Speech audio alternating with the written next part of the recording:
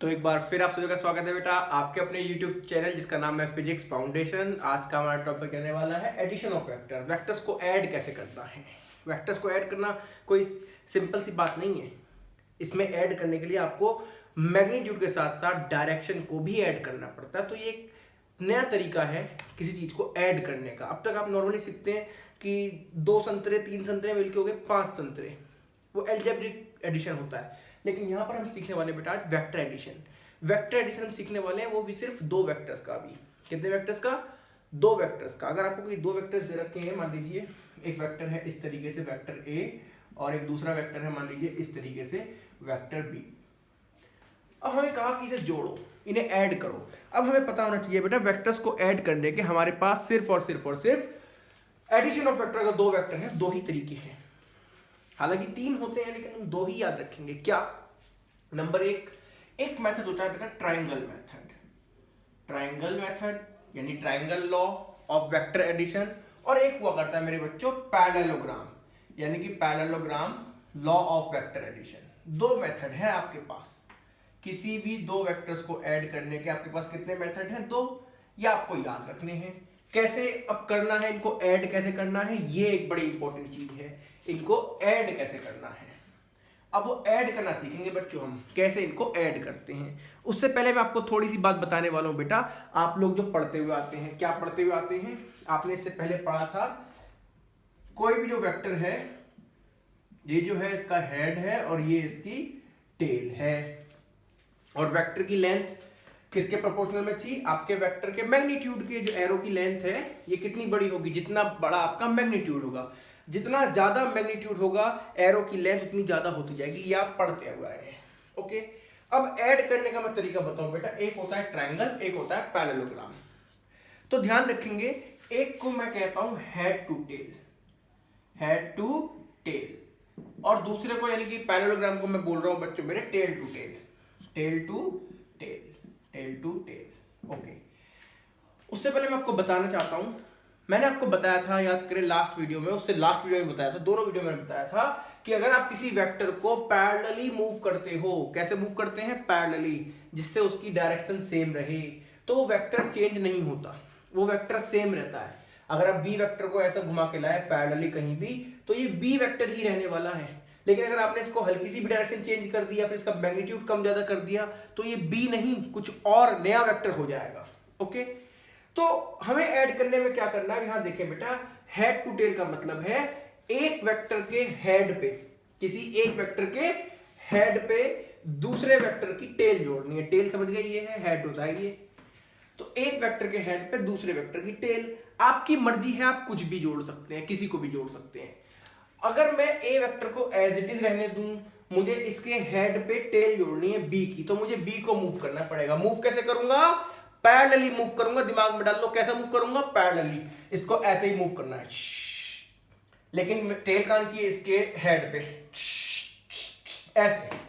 तो ये कुछ कुछ बेटा इस टाइप से बनने वाला है। अगर मैं आपको बताऊं, आप लोग कॉपी पर बिल्कुल मेजरमेंट के साथ करेंगे, बिल्कुल पैरेलली मूव करा के करेंगे। तो बी वेक्टर ऐसा है, ये ऐसे आने वाला है, ये आ गया आपका मेरे बच्चों बी वेक्टर। ये कहता है आपका triangle law of vector addition. फिर ये कहता है ट्राइंगल कह रहा है ना, तो ट्राइंगल बनना चाहिए। क्या बनना चाहिए मेरे बच्चों? ट्राइंगल। अब आपको एक बात पता होनी चाहिए, ये जैसे ट्राइंगल है, क्या है ये? Triangle. Triangle law of vector addition basically बोलता क्या है, इसका स्टेटमेंट क्या है?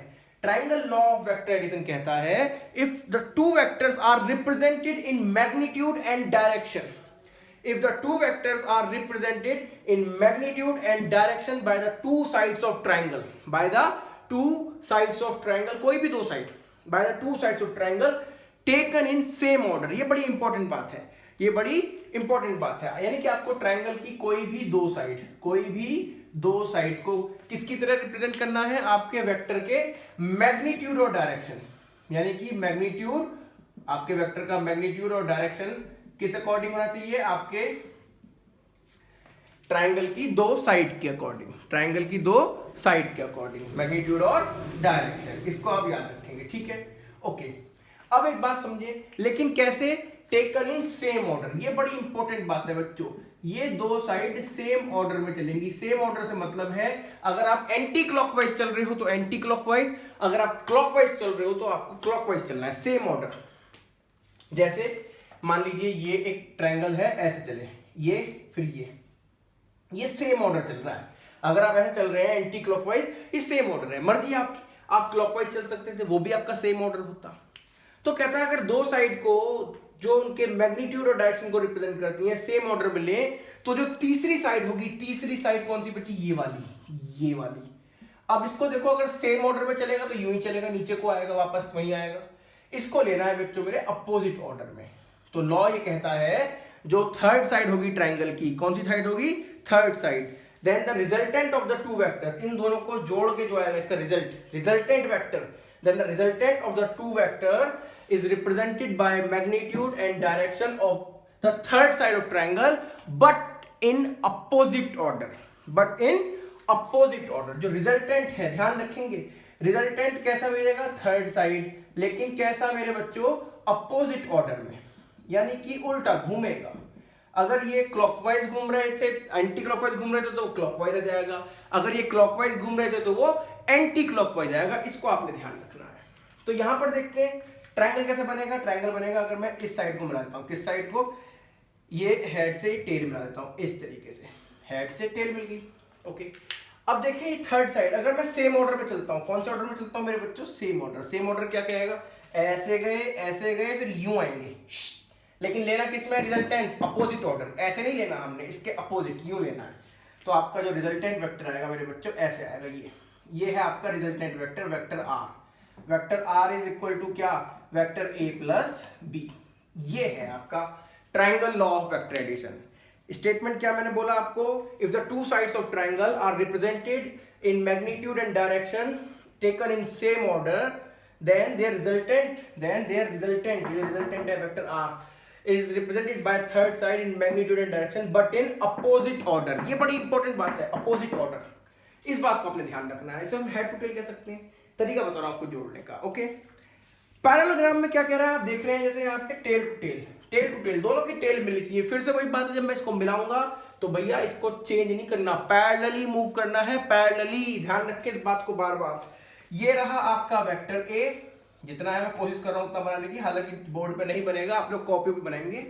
ये वेक्टर बी, इसको पैरेलली मूव करे, कहां पे लाना है, टेल टू टेल, टेल मिलानी है, ऐसे मिला, बन गया ये वेक्टर बी, ये वेक्टर ए। नाम से मालूम चल रहा है क्या बनना चाहिए, पैरेललोग्राम। पैरेललोग्राम किस टाइप से होता है, इस टाइप से बना दें। अगर ये दो साइड हो गई तो ये एक ऐसे पैरेलल आई, ये उसके पैरेलल भी आ गई, ये पैरेललोग्राम बन गया। ओके, तो जो इसका डायगोनल बनेगा बेटा, कॉमन डायगोनल। कॉमन डायगोनल का मतलब कहां से, कॉमन टेल से। दोनों की टेल यहां मिल रही है इस पॉइंट पे, इस पॉइंट पे।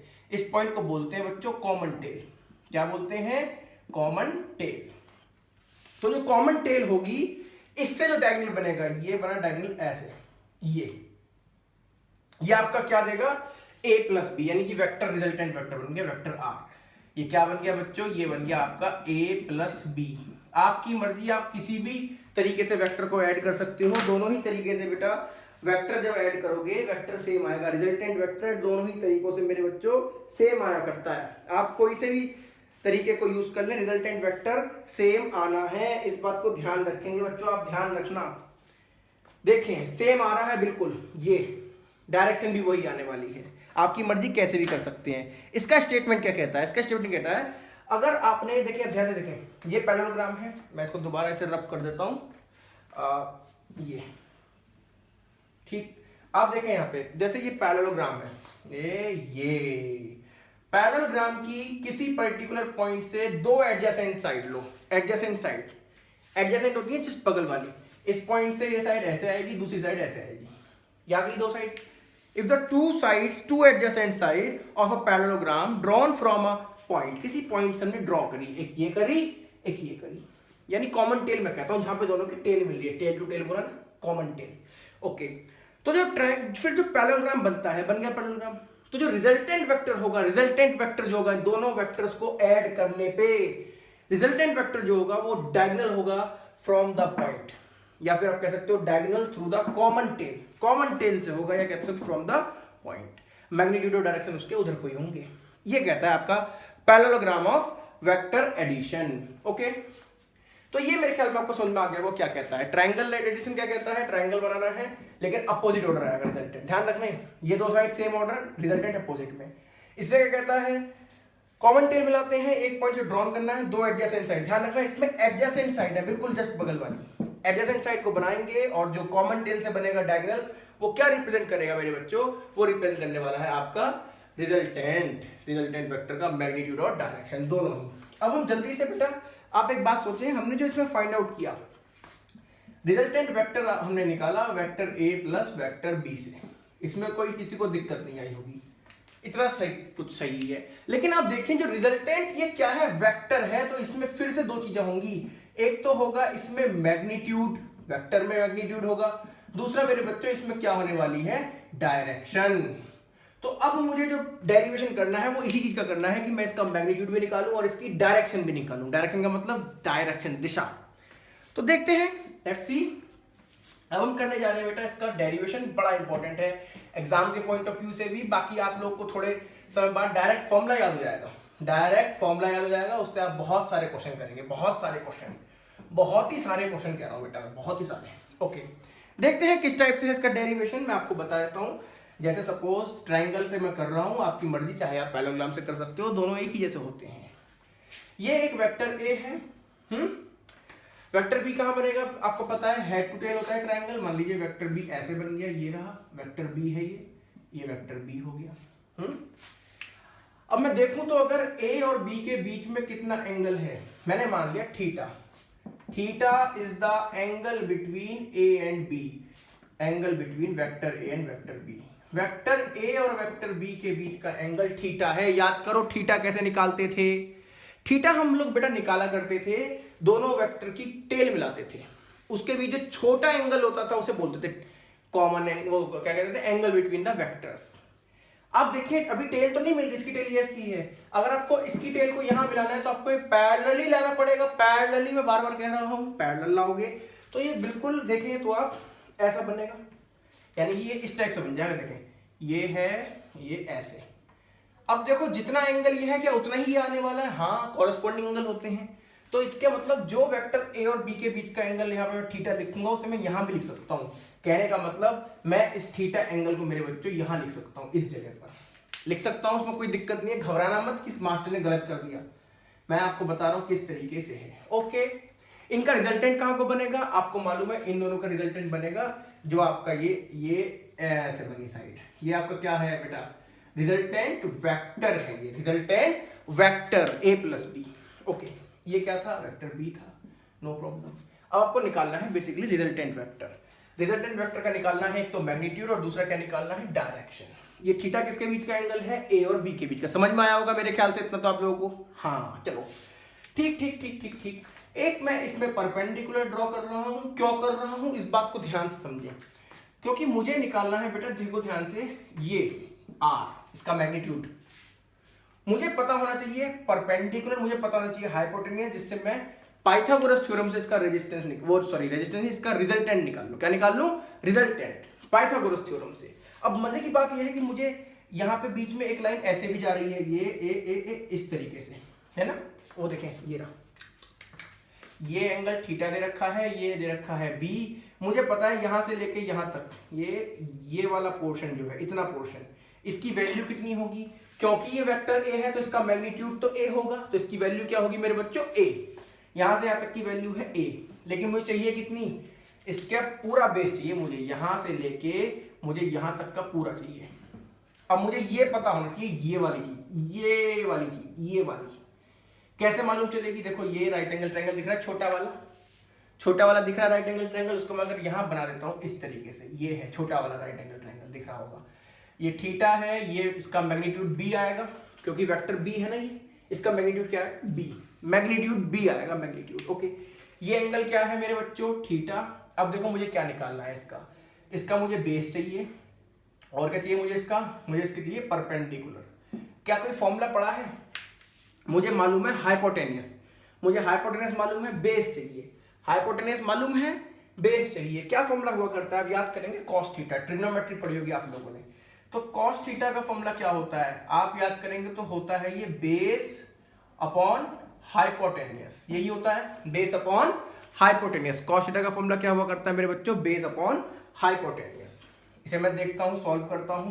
तो कॉस थीटा, बेस आपको फाइंड आउट करना है बेस, हाइपोटेनियस कितना है b, अगर देखा जाए तो बेस कितना आ गया, बेस आ गया आपका b cos theta, b cos theta, ये वैल्यू आ गई यहां तक की, ये आ गई b cos थीटा। समझ गए बात को मेरी, नहीं समझे?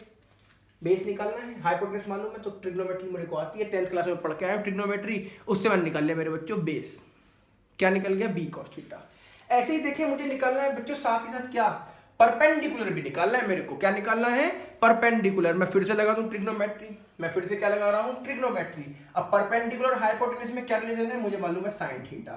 साइन थीटा का फॉर्मूला क्या होता है, परपेंडिकुलर अपॉन हाइपोटेनस, यही हुआ करता है। हाइपोटेनस यहाँ पे देखो फिर से मैग्नीट्यूड तो b ही है, तो साइन थीटा बराबर क्या आ गया, परपेंडिकुलर अपॉन b। तो परपेंडिकुलर कितना आ गया मेरे बच्चों, आप देखेंगे परपेंडिकुलर आ गया b sin theta, b sin theta, b sin theta. Okay, इसका मतलब ये जो वैल्यू है, ये जो खड़ी वाली वैल्यू दिख रही है, ये कितनी आ गई, b sin थीटा, है ना, ये b sin थीटा। यहां तक समझ में आ गया होगा आप लोगों को। तो बेस तो हो गया ये कंप्लीट, देखो दोनों को जोड़ के आएगा बेस। हाइट क्या हो गई इसकी, ये हो गई। समझ गए मेरी बात को आप? एक छोटा ट्रायंगल दिया मैंने, ये उसमें ट्रिग्नोमेट्री लगाई, कॉस थीटा लगाया, साइन थीटा लगाया, मुझे ये भी निकल गया बेस परपेंडिकुलर। परपेंडिकुलर तो यही हो गया इसका भी, इसका जो बेस है वो टोटल बेस में काम आएगा, b cos theta plus a, it is the total base of the बड़ा वाला right angle triangle, of the बड़ा वाला राइट एंगल ट्रायंगल। इसे मैं रब कर देता हूं। ओके, तुझ में रब दिखता है यारा, मैं क्या करूं, सजदे सर झुकता है। चलिए खैर, अब देखने वाले बेटा आप लोग बहुत ध्यान से। अब तो सिंपल सा बचा, अगर मैं इसको मिटा दूं तो बड़ा वाला राइट एंगल ट्रायंगल आपको दिख रहा होगा, बड़ा वाला ये। इसमें मुझे निकालना क्या है बच्चों, हाइपोटेनस निकालना है ना। परपेंडिकुलर मालूम चल गया, बेस मालूम है, लगाना है पाइथागोरस फ्रॉम कौन सी theorem, Pythagoras theorem, Pythagoras theorem. Pythagoras theorem से क्या मिलने वाला है मेरे को मालूम है, जो हाइपोटेनस होता है उसका स्क्वायर यानी कि आर स्क्वायर, बेस स्क्वायर यानी कि a plus B cos theta पूरे का स्क्वायर, प्लस प्लस प्लस क्या, परपेंडिकुलर स्क्वायर यानी कि b साइन थीटा का स्क्वायर, b साइन थीटा का स्क्वायर, b साइन थीटा का। आई थिंक ये लाइट पे आ रहा है तो इसे इधर लिख लेते हैं, क्या, हाँ थोड़ा सा इधर लिख लो, b साइन थीटा का स्क्वायर। ये है आपका जो आपका रिजल्टेंट बन रहा है।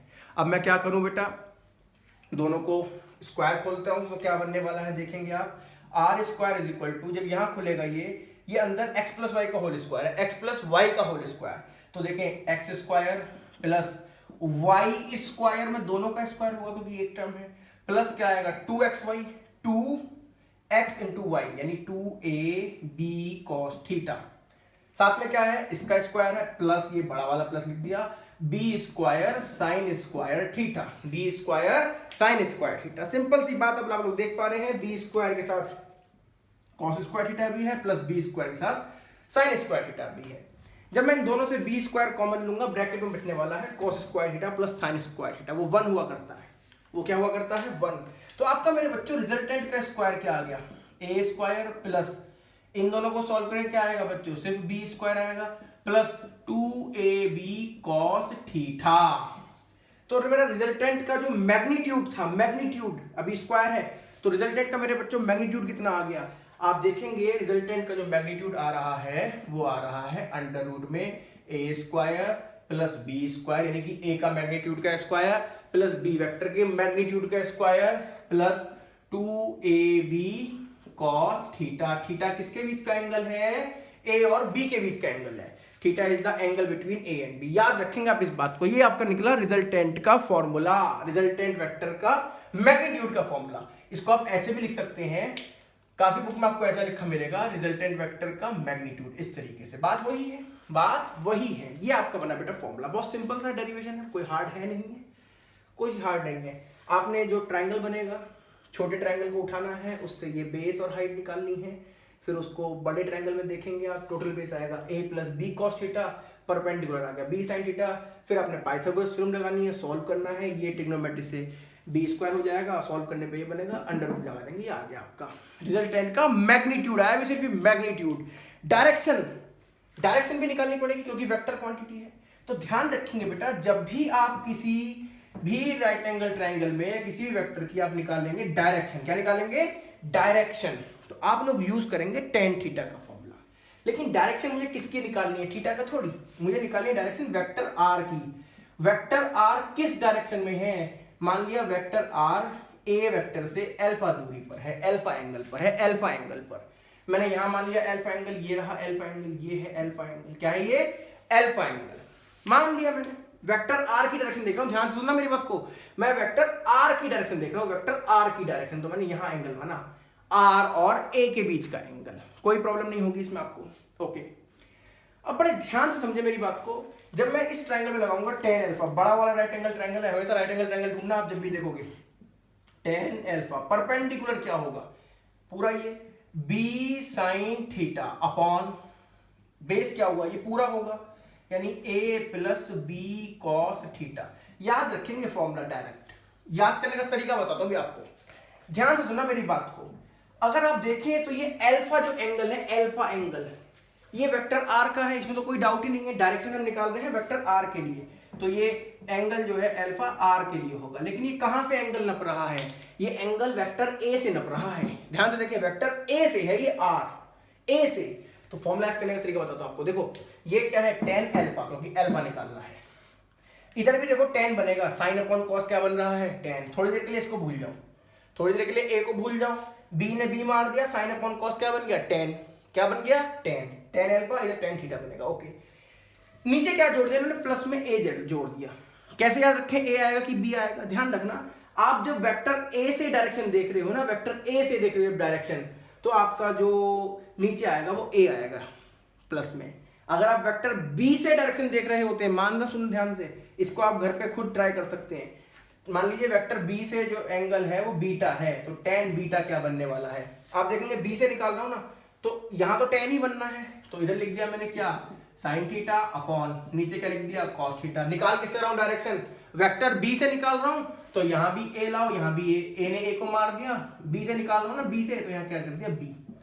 ये ध्यान रखेंगे आप, कैसे आपने फॉर्मूला मैंने एकदम से लिख दिया। याद करने का तरीका है, शॉर्ट ट्रिक समझ सकते हो या जो भी फंडा समझ लो, लेकिन ये आपको करना आया। ऐसे ही मैं चाहूंगा आपसे, आप घर पे एक बार इसको ट्राई करें, इसको कैसे करना है, इसको कैसे करना है।